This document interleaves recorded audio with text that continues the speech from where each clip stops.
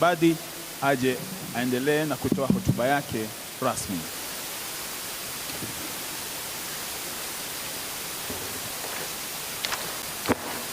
Thank you very much.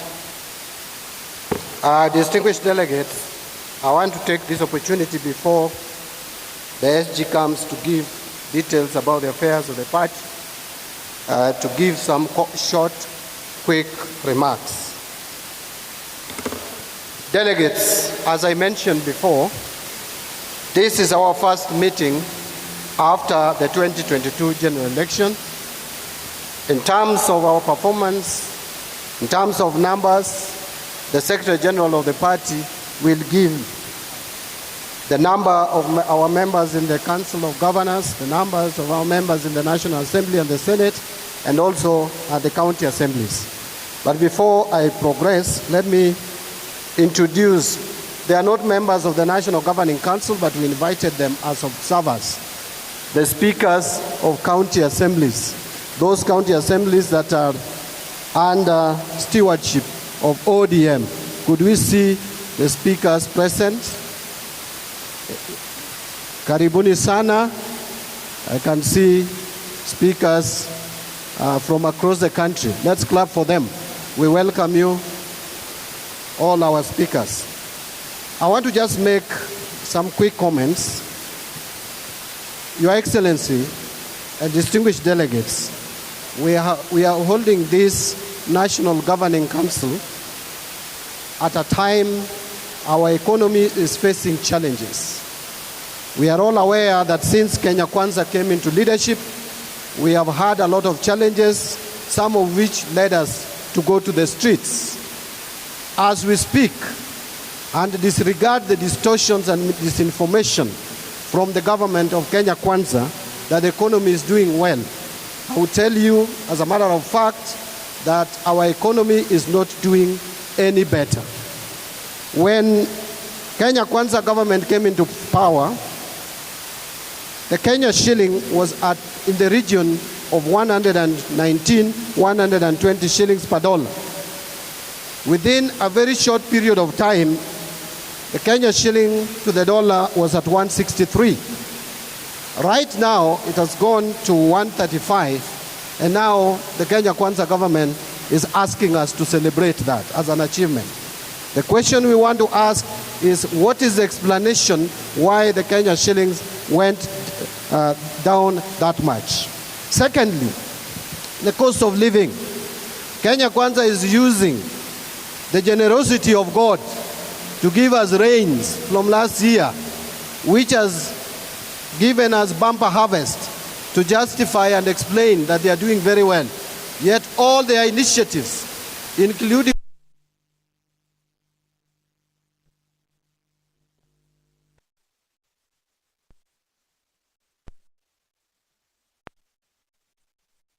the part in terms of financing, the Kenya Kwanza regime decided in the supplementary budget of 2023-24 to reallocate and take away all the funds which were allocated for political parties. In a nutshell, what I'm saying is that as we speak, there is no money available for political parties to run their affairs, despite the fact that the people of Kenya in 2010 decided in the constitution to provide that all political parties must be funded from the taxpayers' money. Finally, honorable members, we are all aware that our party leader has expressed interest in leading African Union Commission. And this, as we celebrate it, and as we cheer, and as we pray, and we congratulate our party leader for being recognized by African leaders, for being recognized regionally and globally. But it has also posed a challenge to the party.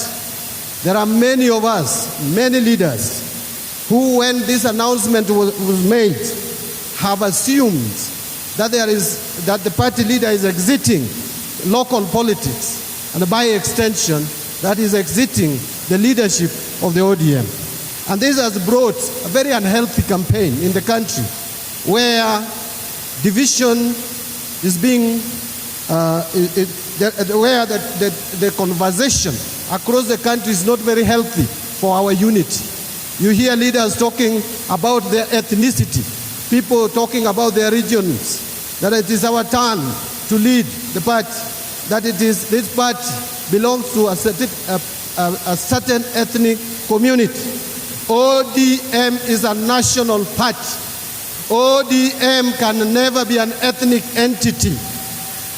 And therefore, such talks are careless, reckless, and I want to put it very clearly, as the chairman of this party, the one with the responsibility to instill discipline in the party, and the one who, in consultation with the party leader, must always give policy direction of the party.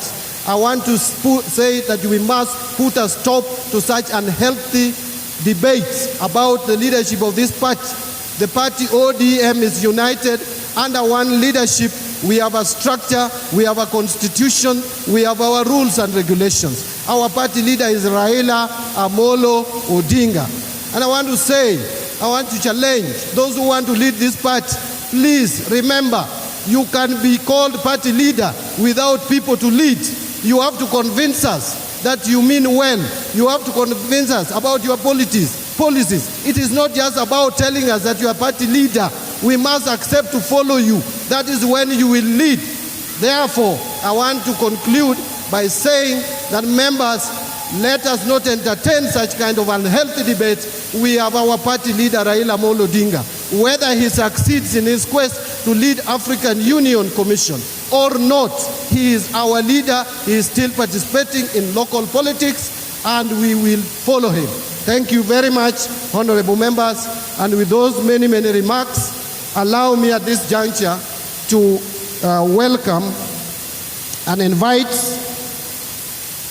our Secretary General, who will come and present to us the last meeting's minutes. Thank you. Karibu, Senator Sifuna. Makofi tena. Asante. Thank you once again, Chairman, Your Excellencies, all protocols observed.